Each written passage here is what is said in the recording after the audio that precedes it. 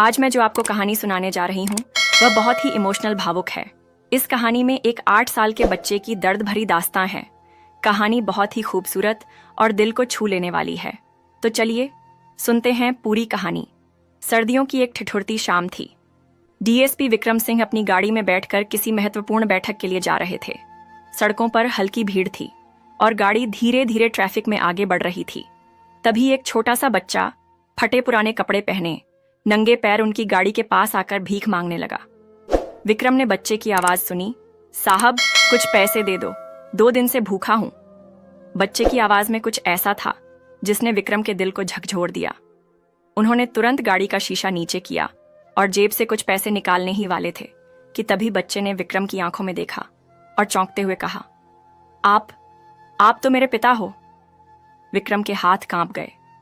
बच्चे की आंखों में एक अलग सी चमक थी, मानो वर्षों से किसी का इंतजार कर रहा हो। क्या? विक्रम के मुंह से बस इतना ही निकला। बच्चा अब रोने लगा। आसपास के लोग भी रुककर देखने लगे थे कि आखिर माजरा क्या है। विक्रम की आंखें बच्चे के चेहरे पर टिकी थीं। उसके चेहरे के कुछ हिस्से में अजीब सी समानता थी। कहीं न कहीं यह चेहरा उसे जाना पहचाना लग रहा था।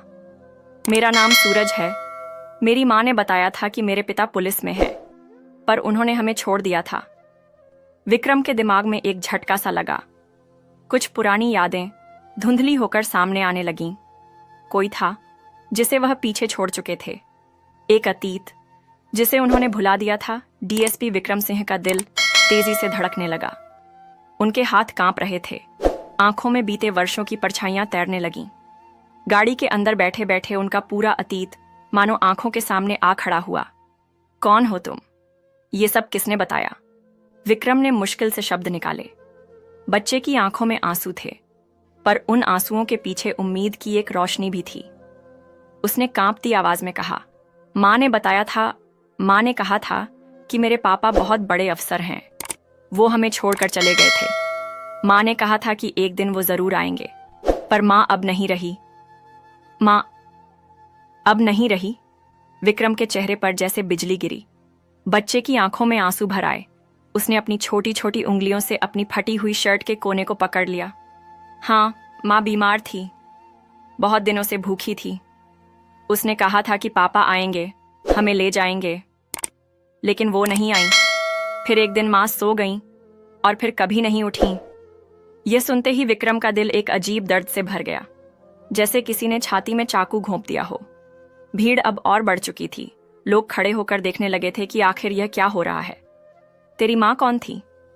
विक्रम ने लगभग बेमन से पूछा, लेकिन उसके अंदर तूफान मचा हुआ था। बच्चे ने धीरे से कहा, सीमा। माँ का नाम सीमा था। जैसे ही यह नाम विक्रम के कानों में पड़ा, उसकी आंखों के सामने सालों पुरानी एक तस्वीर कौंध गई। 13 साल पहले सीमा, उसकी जिंदगी का पहला प्यार। कॉलेज के दिनों में दोनों ने साथ जीने मरने की कस्में खाई थीं। विक्रम ने उससे शादी का वादा किया था, लेकिन जब उसका सिलेक्शन पुलिस सर्विस में हो गया तो उसके परिवार ने उसे सीमा से दूर कर दिया। तुम एक मामूली लड़की से शादी नहीं कर सकते विक्रम। पिता का वह कठोर स्वर आज भी उसकी रगों में जहर की तरह दौड़ गया। सीमा गर्भवती थी, पर विक्रम मजबूर था। उसका करियर, परिवार, समाज सब कुछ उसके खिलाफ था। वह कमजोर पड़ गया और सीमा को छोड़कर चला गया। उसने कभी मुड़कर भी नहीं देखा। वर्तमान में विक्रम की आंखें लाल हो गईं। उसके सामने वही बच्चा खड़ा था, उसका बेटा। वह गाड़ी से उतरकर सूरज के सामने घुटनों पर बैठ गया। बेटा, मुझे माफ कर दे। सूरज कुछ समझ नहीं पाया। यह पहली बार था जब किसी ने उसे बेटा कहा था। वह हैरानी से विक्रम को देखता रहा। मैंने बहुत बड़ी गलती की। मैं तुम्हारी मां के पास नहीं लौट सका, लेकिन अब मैं तुम्हें अकेला नहीं छोड़ूंगा। विक्रम की आवाज भर्रा गई। सूरज ने धीरे धीरे अपने नन्हे हाथों से विक्रम के चेहरे को छुआ। तो अब आप मुझे छोड़कर नहीं जाओगे? विक्रम ने उसे सीने से लगा लिया। नहीं, अब कभी नहीं, लेकिन यह इतना आसान नहीं था। पुलिस अफसर विक्रम सिंह के जीवन में यह भूला बिसरा रिश्ता अब क्या मोड़ लेगा? क्या समाज इसे स्वीकार करेगा? क्या सूरज को वह पिता का नाम दे पाएगा? विक्रम ने सूरज को सीने से लगा लिया, लेकिन उसके भीतर गिल्ट और पछतावे की एक आग जल रही थी। सड़क पर खड़े लोग अब धीरे धीरे इधर उधर हो गए थे, लेकिन सूरज की मासूम आंखें अब भी विक्रम के चेहरे पर टिकी थीं। बेटा, अब तुम कहाँ रहते हो? विक्रम ने धीरे से पूछा। सूरज ने कांपती आवाज में जवाब दिया, जहां जगह मिलती है वहीं सो जाता हूं। कभी मंदिर के बाहर, कभी फुटपाथ पर, कभी कभी भूखा भी सोना पड़ता है। विक्रम का दिल बैठ गया। एक बच्चा जिसका बाप डीएसपी था, वो सड़कों पर भीख मांगकर पेट भर रहा था। यह सोचते ही उसकी आंखों में दर्द उतर आया। और मां जब बीमार थी तब तुमने किसी से मदद नहीं मांगी? सूरज की आंखों में आंसू आ गए। मां ने कहा था कि हमारे अपने ही हमें छोड़ गए तो गैरों से क्या उम्मीद करें। विक्रम को ऐसा लगा जैसे किसी ने उसकी आत्मा को चीर कर रख दिया हो। मां ने बहुत सहा था। पापा बहुत दर्द में थी। जब भूख लगती थी तो मुझे अपने हिस्से का खाना दे देती थी और खुद कई कई दिन भूखी रहती थी। मैं कहता था, मां तुम भी खाओ, पर वो बस इतना कहती, बेटा मां को भूख नहीं लगती। इतना कहते ही सूरज फूट फूट कर रोने लगा। विक्रम के पैरों तले जमीन खिसक गई। उसकी सीमा, जिससे उसने बेइंतहा प्यार किया था, जिसने उस पर आंख बंद करके भरोसा किया था, वो इतने दर्द में थी और उसने कभी पलटकर नहीं देखा। उसका मन खुद से सवाल करने लगा, क्या सिर्फ एक वर्दी पहन लेने से मैं एक अच्छा इंसान बन गया? क्या एक डीएसपी होने से मेरा वह गुनाह धुल जाएगा? क्या मैं एक मरी हुई औरत का कर्ज उतार सकता हूं? गिल्ट का एक तूफान उसके अंदर उठ रहा था। बेटा, मां ने आखिरी बार कुछ कहा था? विक्रम ने कांपती आवाज में पूछा। सूरज ने अपनी आंखों से आंसू पोंछे और धीरे से बोला, हां, मां ने कहा था, अगर कभी पापा मिलें तो उनसे कहना कि मैंने उन्हें कभी दोष नहीं दिया। बस इतना कहना कि सूरज को अकेला मत छोड़ना। विक्रम का शरीर सुन्न पड़ गया। आंखों से आंसू बह निकले। वो एक पल में टूट गया, बिखर गया। गाड़ी के पास बैठा एक हाई रैंक पुलिस अफसर आज खुद को दुनिया का सबसे गुनहगार इंसान महसूस कर रहा था। उसका अपना बेटा सड़कों पर भीख मांगता रहा। उसकी अपनी बीवी तिल तिल कर मर गई और वो इन सबसे बेखबर अपनी जिंदगी में मस्त रहा। विक्रम ने सूरज को दोनों कंधों से पकड़कर कहा, बेटा, मैं तुझे तेरा हक दिलाकर रहूंगा। मैं तुझे इस दुनिया की हर खुशी दूंगा। तेरा बाप तेरी जिंदगी के हर भूख, हर दर्द का हिसाब देगा। लेकिन क्या समाज उसे इतनी आसानी से अपनाने देगा? क्या विक्रम अपने गुनाहों का प्रायश्चित कर पाएगा? सूरज की मासूम आंखों में आंसू भरे थे और विक्रम के भीतर पछतावे की आग धधक रही थी। उसने सूरज के नन्हे हाथ अपने मजबूत हाथों में थामे और कहा, बेटा, आज से तेरा बाप तेरे साथ है। अब तुझे कोई भूखा नहीं सोने देगा, कोई तुझे ठोकर नहीं मारेगा। लेकिन सूरज ने अपना हाथ धीरे से खींच लिया। अब क्यों आए हो पापा? जब मां जिंदा थी तब कहां थे? विक्रम के पास इस सवाल का कोई जवाब नहीं था। वो बुद्ध बना खड़ा रहा। सूरज की आंखों में एक अलग ही दर्द था, भूख से भी बड़ा दर्द, ठुकराए जाने का दर्द। जब मां रोती थी तब कहां थे? जब हमें किराए के घर से निकाल दिया गया तब कहां थे? जब मैंने मंदिर के बाहर बैठकर लोगों के झूठे पत्तल से रोटियां उठाकर खाईं तब कहां थे? सूरज का एक एक शब्द तीर की तरह विक्रम के दिल को छलनी कर रहा था। उसकी आंखों के सामने अब कोई सम्मानित डीएसपी नहीं था, बस एक गुनहगार था जिसने अपने ही खून को दर दर की ठोकरें खाने के लिए छोड़ दिया था। विक्रम ने कांपते हुए सूरज के सिर पर हाथ रखा। बेटा, मैं पापी हूं, लेकिन अब और गलती नहीं करूंगा। सूरज ने कड़वाहट से कहा, गलती? यह गलती थी या गुनाह? भीड़ एक बार फिर रुकने लगी थी। कुछ लोग कानाफूसी कर रहे थे। ये डीएसपी साहब का बेटा है, इन्होंने इसे अपनाया क्यों नहीं? इतना बड़ा अफसर और अपना ही बच्चा भीख मांग रहा था। विक्रम को पहली बार अपनी वर्दी एक बोझ लगने लगी थी। सूरज ने आंसू पोंछते हुए कहा, अब मुझे अपने साथ मत ले जाओ पापा। मैं जहां हूं वहीं ठीक हूं। मुझे आदत हो गई है इस जिंदगी की। विक्रम का दिल कांप उठा। उसका बेटा उसे ठुकरा रहा था। उसने गिड़गिड़ाते हुए कहा, बेटा प्लीज, मुझे एक मौका दे दे। मैं तुझे दुनिया की हर खुशी दूंगा। सूरज ने सीधा उसकी आंखों में देखा और कहा, क्या आप मेरी मां को लौटा सकते हैं? विक्रम की आवाज गले में अटक गई। उसका चेहरा पीला पड़ गया। सूरज ने धीरे से कहा, अगर मां को ही खोना था तो मैं यह सब क्यों चाहूं? इतना कहकर वह मुड़कर जाने लगा। विक्रम के पैरों तले जमीन खिसक गई। उसका अपना बेटा उससे मुंह मोड़ रहा था। विक्रम ने लड़खड़ाते हुए कहा, बेटा, मैं तेरा अपराधी हूं, लेकिन मुझे सजा मत दे। मुझसे जो हुआ मैं उसे कभी नहीं बदल सकता, लेकिन मैं तेरा भविष्य संवार सकता हूं। मैं तेरा पिता हूं, तुझे अपनाने का हर हक रखता हूं। सूरज ठिठक गया। आपने हक खो दिया था पापा, जिस दिन मां ने भूख से दम तोड़ दिया था। यह कहकर सूरज भीड़ में गुम हो गया। विक्रम अपनी जगह जड़ होकर खड़ा रह गया। सड़क पर लोग थे, गाड़ियां थीं, लेकिन वह एकदम अकेला महसूस कर रहा था। सूरज भीड़ में खो चुका था, लेकिन विक्रम अब भी वहीं खड़ा था, जैसे किसी ने उसकी आत्मा छीन ली हो। उसकी आंखों के सामने सब धुंधला हो रहा था। मैंने अपने ही बेटे को खो दिया। उसने इधर उधर देखा, लेकिन सूरज कहीं नहीं था। वो फुटपाथ के बच्चों से पूछने लगा।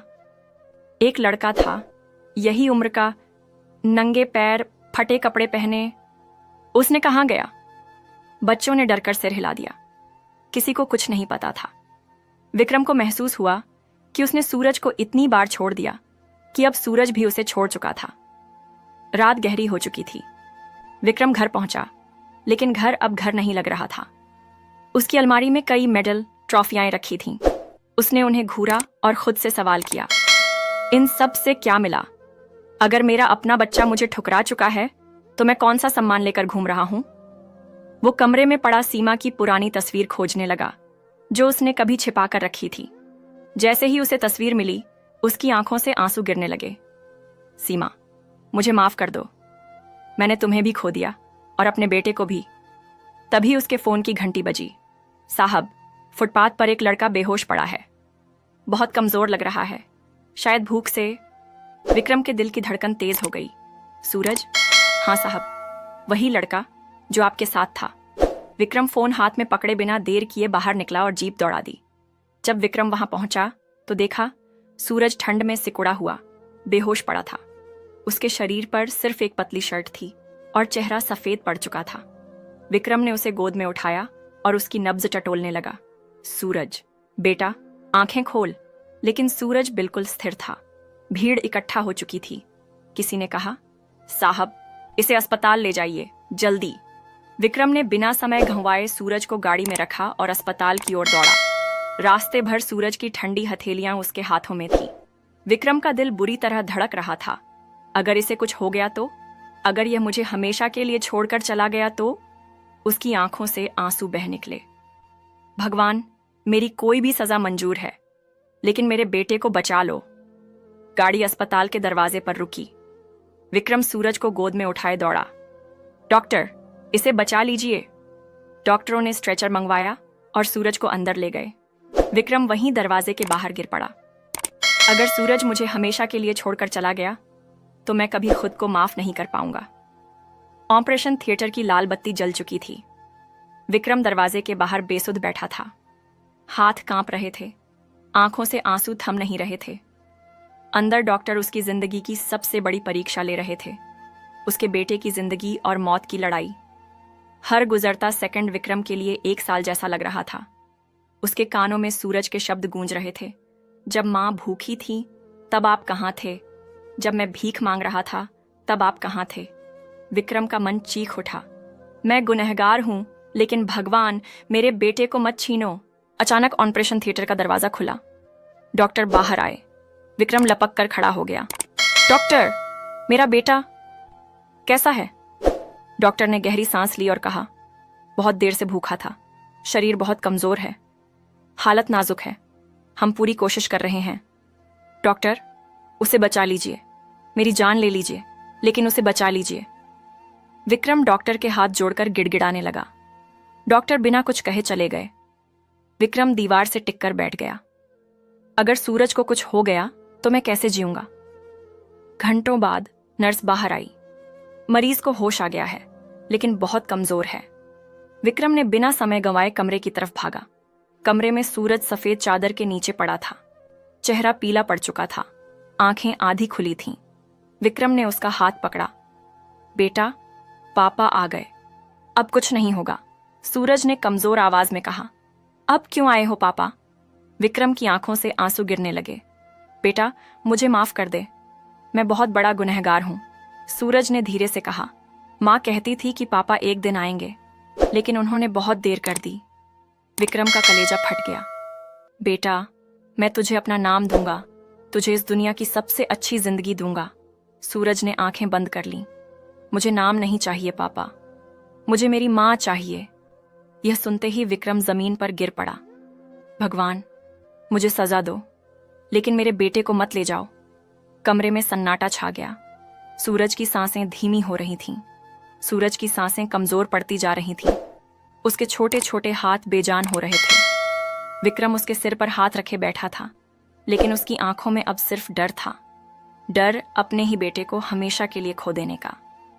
डॉक्टर ने आकर सूरज की नब्ज चेक की। मरीज की हालत बहुत गंभीर है। अगर जल्दी कुछ नहीं किया गया तो हम उसे बचा नहीं पाएंगे। विक्रम का कलेजा फट गया। उसने डॉक्टर के सामने हाथ जोड़ दिए। डॉक्टर, इसे बचा लीजिए, जो भी करना पड़े कीजिए, मेरे बेटे को मत छीनिए। डॉक्टर ने गहरी सांस ली। हमें तुरंत खून चढ़ाना होगा, लेकिन इसका ब्लड ग्रुप रेयर है। विक्रम तुरंत बोला, मेरा खून ले लीजिए डॉक्टर, बस मेरे बेटे को बचा लीजिए। डॉक्टरों ने तुरंत खून लेने की प्रक्रिया शुरू कर दी। विक्रम स्ट्रेचर पर लेटा। उसकी नस से खून की बूंदें धीरे धीरे सूरज के शरीर में जा रही थीं। एक पिता अपने खून से अपने बेटे की सांसें वापस लाने की कोशिश कर रहा था। विक्रम की आंखों से आंसू लगातार बह रहे थे। सूरज, मैं तुझे बचाऊंगा, तू मुझसे दूर नहीं जाएगा। खून चढ़ाने के बाद सूरज की धड़कनें धीरे धीरे स्थिर होने लगीं। डॉक्टरों ने राहत की सांस ली, लेकिन सूरज की आंखें अब भी बंद थीं। विक्रम उसके पास बैठा रहा, उसका हाथ थामे हुए। बेटा, पापा अब तुझे कभी अकेला नहीं छोड़ेंगे। अचानक सूरज के हाथ में हल्की हरकत हुई। विक्रम ने घबरा कर देखा। सूरज की उंगलियां धीरे धीरे हिलीं। उसकी आंखें हल्की हल्की खुल रही थीं। विक्रम की आंखों में चमक आ गई। बेटा, पापा यहां हैं, तू ठीक हो जाएगा, सूरज ने धीमी आवाज में कहा। पापा, आप सच में मुझे अब छोड़कर नहीं जाओगे? विक्रम की आंखों से आंसू गिर पड़े। नहीं बेटा, अब कभी नहीं, मैं तुझे अपनी जान से भी ज्यादा चाहूंगा। सूरज की आंखों से भी आंसू बहने लगे। काश मां भी देख पाती कि पापा वापस आ गए। विक्रम का दिल चीर गया। उसने सूरज को सीने से लगा लिया और फूट फूट कर रोने लगा। सूरज के कमजोर हाथ अब भी विक्रम की हथेलियों में थे। उसकी धड़कनें धीमी थीं, लेकिन सांसें चल रही थीं। अस्पताल का कमरा सन्नाटे में डूबा था। सिर्फ मॉनिटर पर धड़कनों की धीमी आवाज गूंज रही थी। विक्रम सूरज के सिर पर हाथ फेर रहा था, लेकिन भीतर एक तूफान उठ रहा था। उसका ही बेटा, जिसे उसने कभी गोद में खिलाया तक नहीं, आज उसकी गोद में बेहोश पड़ा था। सूरज की आंखें हल्की सी खुलीं।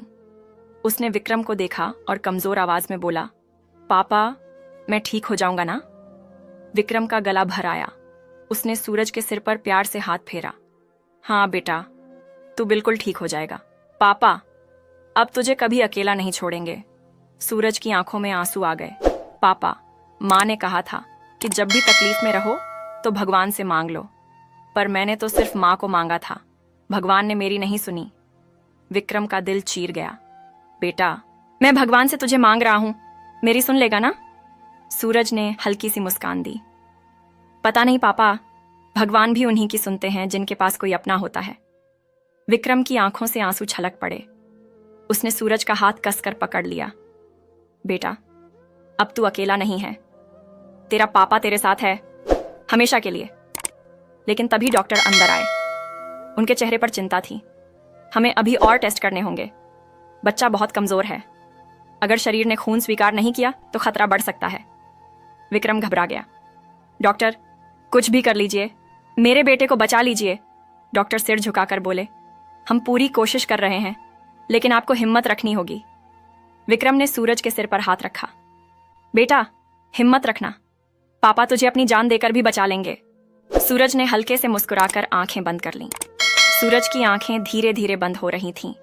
उसकी सांसें हल्की पड़ती जा रही थीं। मशीन पर उसकी धड़कन की रफ्तार गिर रही थी। विक्रम घबराकर डॉक्टर की ओर भागा। डॉक्टर, मेरे बेटे को देखिए, वो कुछ बोल नहीं रहा। डॉक्टर तुरंत नर्सों को बुलाकर सूरज को चेक करने लगे। एक डॉक्टर ने स्टेथोस्कोप उसके सीने पर रखा। फिर एक नर्स को इशारा किया। ऑक्सीजन लेवल गिर रहा है, जल्दी वेंटिलेटर लगाओ। विक्रम की आंखों के सामने अंधेरा छा गया। नहीं, मेरा बेटा मुझे छोड़कर नहीं जा सकता। डॉक्टरों ने सूरज को वेंटिलेटर पर डाल दिया। उसकी नाजुक सांसें मशीनों के सहारे चल रही थीं। विक्रम घुटनों के बल गिर पड़ा। भगवान, मुझसे मेरी जान ले लो, लेकिन मेरे बेटे को मत छीनो। उसकी आंखों में आंसू छलक रहे थे, लेकिन सूरज के चेहरे पर अब भी वही मासूमियत थी, जैसे उसने तकलीफें सह सहकर दर्द से दोस्ती कर ली हो। तभी सूरज ने हल्की सी हरकत की। विक्रम तुरंत उठा और उसका हाथ पकड़ लिया। बेटा, पापा यहां हैं, कुछ मत बोल, बस हिम्मत रख। सूरज की पलकें धीरे धीरे खुलीं। उसकी आंखों में नमी थी, आवाज बहुत धीमी। पापा, क्या अब आप मुझे छोड़कर नहीं जाएंगे? विक्रम का कलेजा फट गया। उसने सूरज की हथेलियां अपने हाथों में कस कर पकड़ लीं। नहीं बेटा, अब तुझे कोई तकलीफ नहीं होगी, पापा हर दर्द का बदला लेंगे। सूरज ने अपनी कमजोर हथेली से विक्रम के चेहरे को हल्के से छुआ। अगर पहले आ जाते तो मां भी जिंदा होती ना पापा। विक्रम के अंदर कुछ टूट कर बिखर गया। हाँ बेटा, मैं ही गुनहगार हूं। मैंने तुझे और तेरी मां को छोड़कर बहुत बड़ा पाप किया। सूरज की आंखों से आंसू गिरने लगे। अब मैं बहुत थक गया हूं पापा। विक्रम घबरा गया। नहीं बेटा, तू सो मत, मुझसे बात कर। लेकिन सूरज की पलकें धीरे धीरे बंद होने लगीं। उसकी हथेलियां ढीली पड़ने लगीं। मशीन की बीप की आवाज अचानक तेज होने लगी। डॉक्टर घबराए हुए दौड़े आए। विक्रम पागलों की तरह सूरज को हिलाने लगा। बेटा, आंखें खोल, तुझे अपने पापा पर भरोसा है ना? लेकिन सूरज की नन्ही पलकें अब स्थिर हो चुकी थीं। सूरज की नन्ही पलकों का स्थिर हो जाना, उसकी ढीली पड़ती हथेलियां, सब कुछ जैसे विक्रम की दुनिया को उजाड़ रहा था। नहीं, मेरा बेटा मुझे छोड़कर नहीं जा सकता। विक्रम का दिल बुरी तरह कांप उठा। मशीन पर सूरज की धड़कनों की रेखा गिरती जा रही थी। डॉक्टरों ने तुरंत सीपीआर देना शुरू किया। इंजेक्शन लगाओ, डॉक्टर ने आदेश दिया। एक नर्स ने इंजेक्शन तैयार किया और सूरज की नस में डाल दिया। विक्रम दीवार से टिककर खड़ा था। उसकी सांसें रुकने लगी थीं। उसके सामने जो हो रहा था वो किसी सज्जा से कम नहीं था। डॉक्टर ने सूरज की छाती पर दबाव देना शुरू किया। बेटा, पापा को छोड़कर मत जा। विक्रम की आवाज कांप रही थी, लेकिन सूरज की मासूम आंखें बंद थीं। उसकी सांसें अब भी नहीं लौटी थीं। डॉक्टरों ने आखिरी बार कोशिश की। एक बार और झटका दो। नर्स ने डिफिब्रिलेटर चालू किया और सूरज के सीने पर रखा। 1, 2, 3। शरीर हल्का सा उछला, लेकिन मशीन की रेखा अब भी सीधी थी। विक्रम का दिल दहाड़ मारकर रोने को कर रहा था। नहीं भगवान, मैं गुनहगार हूं, लेकिन मेरे बेटे को वापस दे दो। डॉक्टर ने एक आखिरी बार सूरज की नब्ज टटोली। उसने गहरी सांस ली और सिर झुका लिया। सॉरी, हमने पूरी कोशिश की, लेकिन हम इसे बचा नहीं सके। विक्रम का शरीर सुन्न पड़ गया। उसने डॉक्टर का कॉलर पकड़ लिया। झूठ बोल रहे हो, मेरा बेटा जिंदा है, वो ऐसे नहीं जा सकता। लेकिन सूरज अब एक गहरी नींद में सो चुका था। विक्रम लड़खड़ाते हुए उसके बेजान शरीर के पास बैठ गया। उसके ठंडे हाथों को पकड़कर फूट फूट कर रोने लगा। बेटा, एक बार, बस एक बार पापा कहकर पुकार ले। लेकिन सूरज अब कुछ नहीं कह सकता था। वो दुनिया से चला गया था, अपने पिता के प्यार के इंतजार में। विक्रम ने सूरज को सीने से चिपका लिया। मैंने तुझे खो दिया बेटा, मैं तुझे खो चुका हूं। अस्पताल का कमरा गहरे सन्नाटे में डूब गया। अस्पताल के सफेद कमरे में अब सिर्फ सन्नाटा था। मशीन की सीधी रेखा, सूरज के ठंडे पड़े हाथ और विक्रम की फूट फूट कर रोने की आवाज, सब कुछ जैसे समय के साथ ठहर गया था। विक्रम ने सूरज को अपनी बाहों में जकड़ लिया। उसका चेहरा आंसुओं से भीग चुका था। बेटा, उठ, देख, तेरा पापा आ गया है, अब तुझे कभी अकेला नहीं छोड़ेगा। लेकिन सूरज की मासूम आंखें अब हमेशा के लिए बंद हो चुकी थीं। डॉक्टरों ने आगे बढ़कर विक्रम के कंधे पर हाथ रखा। साहब, हमें बच्चे का शरीर ले जाना होगा। विक्रम ने उनकी तरफ देखा। उसकी आंखों में एक अजीब सा शून्य था। शरीर? मेरा बेटा कोई शरीर नहीं, वो मेरी जान है, मेरी जिंदगी। डॉक्टरों ने सिर झुका लिया। वहां खड़े नर्स, वार्ड बॉय, सबकी आंखें नम हो चुकी थीं। लेकिन विक्रम अब किसी की बात सुन नहीं रहा था। उसने सूरज को अपनी गोद में उठाया और धीरे धीरे चलते हुए अस्पताल के दरवाजे की ओर बढ़ा। रात गहरी हो चुकी थी। बाहर ठंडी हवा चल रही थी, लेकिन विक्रम को कुछ महसूस नहीं हो रहा था। वो उसी फुटपाथ पर पहुंचा जहां पहली बार सूरज उससे टकराया था। वही टूटा फूटा फुटपाथ, वही जगह जहां सूरज भीख मांगता था, ठंड में ठिठुरता था। विक्रम वहां बैठ गया, सूरज को अपनी गोद में लिए हुए। उसने सूरज का चेहरा सहलाया। बेटा, मैंने तुझे अपनाने में देर कर दी और तूने मुझसे पहले ही रिश्ता तोड़ लिया। उसकी आंखों से आंसू झरने की तरह बह रहे थे। भगवान, तुझे मेरे ही बेटे की जिंदगी छीननी थी। मेरी सजा मेरे बेटे को क्यों मिली? चारों तरफ अंधेरा था। दूर कहीं कुछ बच्चे किसी होटल के बाहर झूठे बर्तन धो रहे थे। कुछ ठंड में सिकुड़ कर सो रहे थे। विक्रम को लगा सूरज इन्हीं में से एक था जिसे उसका हक कभी मिला ही नहीं। उसने सूरज को कसकर सीने से लगा लिया। बेटा, तेरा पापा तुझे अकेले नहीं छोड़ेगा। अब तू जहां जाएगा, पापा वहीं होगा। उसकी आंखों में एक अजीब सी बेचैनी थी। क्या विक्रम अब अपनी जिंदगी खत्म कर लेगा या अपने गुनाहों का प्रायश्चित करेगा? विक्रम फुटपाथ पर बैठा था, सूरज को अपनी गोद में लिए हुए। उसका चेहरा निर्जीव हो चुका था। आंखों से आंसू लगातार बह रहे थे, लेकिन अब उनमें दुख के साथ एक गहरी अपराध बोध भी था। चारों ओर अंधेरा था। सड़क पर दौड़ती गाड़ियां तेजी से गुजर रही थीं, लेकिन विक्रम को कुछ सुनाई नहीं दे रहा था। वो बस अपने बेटे के ठंडे पड़े शरीर को देखे जा रहा था। बेटा, तेरी मां सही कहती थी, मैं बहुत बुरा इंसान हूं। काश मैंने पहले तुझे पहचान लिया होता। उसके अंदर पश्चाताप की आग धधक रही थी। अचानक पुलिस की एक गाड़ी वहां आकर रुकी। एक कांस्टेबल ने विक्रम को देखा और चौंक गया। साहब, आप यहां? और ये बच्चा? विक्रम ने कांस्टेबल की ओर देखा। उसकी आंखों में कुछ ऐसा था जिसे देखकर कांस्टेबल सहम गया। मेरा बेटा चला गया, वो अब कभी लौट कर नहीं आएगा। विक्रम की आवाज भारी थी। कांस्टेबल ने आगे बढ़कर सूरज के निर्जीव शरीर को देखा और उसकी आंखें भी नम हो गईं। साहब, हमें इसे अस्पताल ले जाना होगा। लेकिन विक्रम ने अपना सिर हिला दिया। नहीं, अब कहीं नहीं। मैंने उसे जीते जी कुछ नहीं दिया, अब मैं उसे जाने भी नहीं दूंगा। तभी एक बूढ़ी औरत जो पास के मंदिर के बाहर बैठी थी, धीरे धीरे विक्रम के पास आई। बेटा, भगवान ने तुझे एक और मौका दिया है, लेकिन तू क्या करने जा रहा है? विक्रम ने सूनी आंखों से उसकी ओर देखा। मौका? मेरा सब कुछ खत्म हो गया है मां, अब मेरे पास कुछ नहीं बचा। बूढ़ी औरत ने सूरज के ठंडे माथे को छुआ और कहा, तेरा बेटा तो चला गया, लेकिन कितने सूरज अभी भी इस अंधेरे में भटक रहे हैं। क्या तू नहीं चाहता कि कोई और सूरज अनाथ ना हो? विक्रम के अंदर कुछ टूटा और फिर कुछ जागा। हाँ, मैंने अपने बेटे को खो दिया, लेकिन अब किसी और का बचपन नहीं खोने दूंगा। उसकी आंखों में आंसू थे, लेकिन अब उनमें एक संकल्प भी था। सूरज की नन्ही ठंडी देह अब भी विक्रम की गोद में थी। बूढ़ी औरत के शब्द उसके कानों में गूंज रहे थे। तेरा बेटा तो चला गया, लेकिन कितने सूरज अभी भी इस अंधेरे में भटक रहे हैं। विक्रम का मन अब भी बेचैन था। उसका दिल चीख चीख कर कह रहा था कि काश उसने सूरज को पहले अपना लिया होता, काश उसने अपनी जिम्मेदारी से मुंह न मोड़ा होता। लेकिन अब पछताने का कोई फायदा नहीं था। सूरज उसे हमेशा के लिए छोड़कर जा चुका था। वो धीरे धीरे सूरज की नन्ही हथेलियां सहलाने लगा, जो अब बेजान हो चुकी थीं।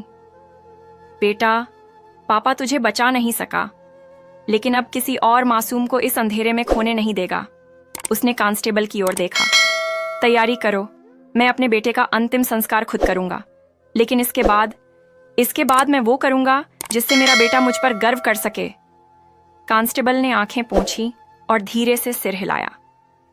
सूरज की आखिरी यात्रा अगले दिन सूरज की चिता तैयार की गई। विक्रम ने उसे अपने हाथों से गोद में उठाकर श्मशान तक ले गया।